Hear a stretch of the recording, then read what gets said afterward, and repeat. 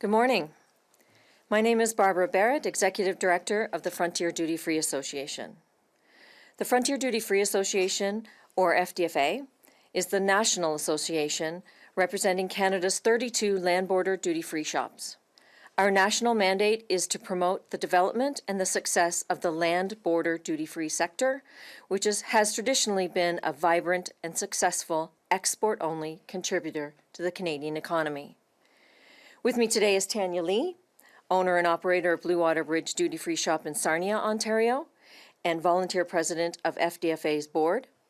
We are also joined by volunteer board member Philippe Bachand, president of Boutique Ours Tax de Philipsburg, Quebec. Before I introduce Tania and Philippe, I would like to highlight that our land border duty-free stores are small, family-owned export businesses in border communities across Canada. Since the creation of the Land Border Duty-Free program in 1982, the federal government and small, locally run family businesses have cooperated in building local border communities by driving export sales and repatriating Canadian dollars. The stores ensure visitors buy Canadian products before leaving Canada. Importantly, any items not bought at these stores are lost sales to the Canadian economy and tax system, and are simply bought in U.S. stores a few hundred meters down the road across the border. After living through 2 years of border closure, with many stores today still down over 35%, we need the government to remove the barriers standing in the way of us building back the business. We urge the federal government to take decisive action to ensure that the duty-free stores remain truly duty-free, and that they are not burdened by domestic rules and regulations that do not apply to other export sectors. Tania, the floor is yours.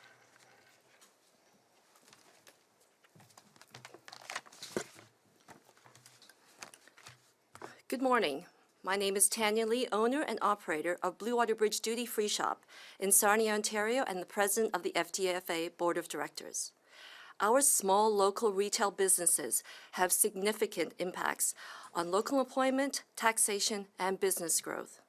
In addition, these independent stores have made strong contributions to the economies and social structures of some of the most remote rural communities in every province that shares a land border crossing with the USA.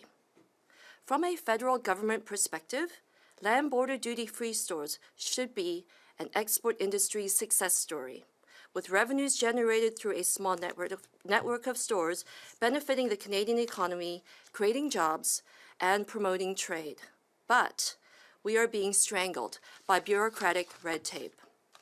Land border duty-free stores operate under strict regulations of the Canada Customs Act, adhering to rigorous site management, inventory control, reporting, and storage protocols. This meticulous oversight ensures that every item sold is immediately exported, firmly establishing duty-free stores as integral components of the export sector. It is imperative that consistent export rules and policies are applied across all duty-free export sales.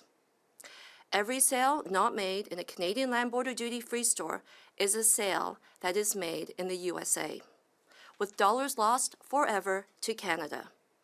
Application of domestic regulation upon an export industry undermines the sustainability of Canadian duty-free businesses and impacts the country's overall economic well-being. Prolonged border closures during the pandemic decimated sales in an industry that can only sell for immediate export. Under federal law and regulation, there was nowhere for our stores to pivot.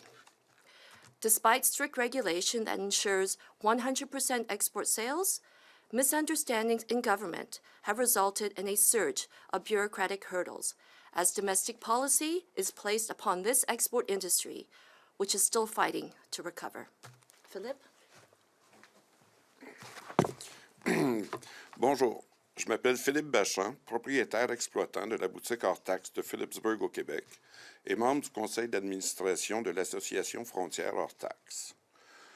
Nos petits commerces de détail locaux ont un impact significatif sur l'emploi local, la fiscalité et la croissance des entreprises. De plus, ces magasins indépendants ont grandement contribué aux économies et aux structures sociales de certaines des communautés rurales les plus isolées de chaque province partageant un poste frontalier terrestre avec les États-Unis.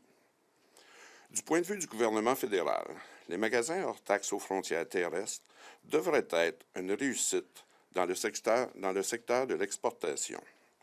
Les revenus générés par le petit réseau de magasins bénéficient à l'économie canadienne en créant des emplois et en favorisant le commerce, mais sont étranglés par la bureaucratie.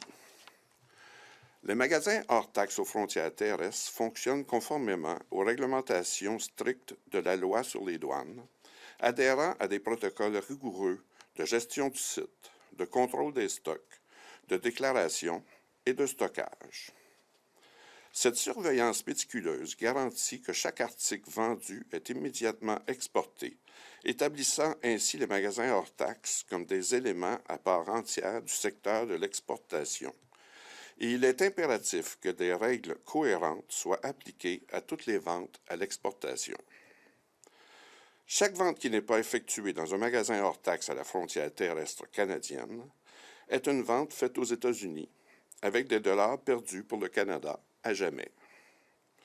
L'application de la réglementation nationale permet non seulement la durabilité des entreprises hors taxes canadiennes, mais a également un impact sur le bien-être économique global du pays.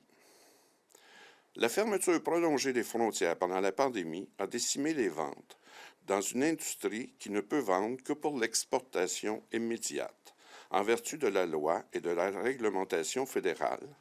Les magasins n'avaient nulle part où pivoter.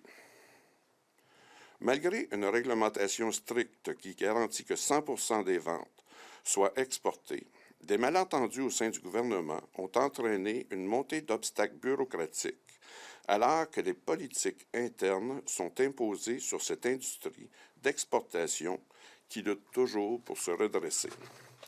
Barbara?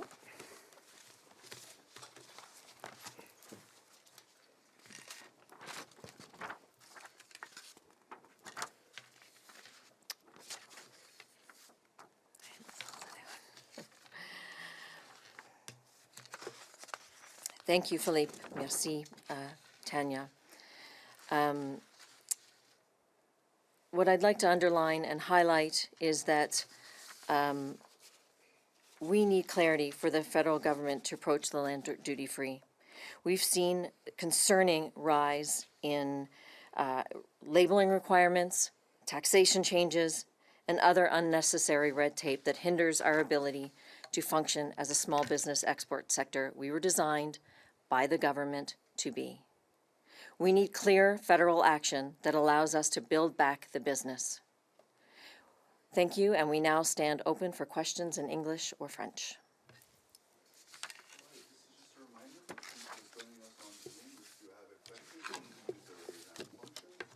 Les gens qui nous joignent sur Zoom, si vous avez une question, s'il vous plaît, utilisez la fonction main levée.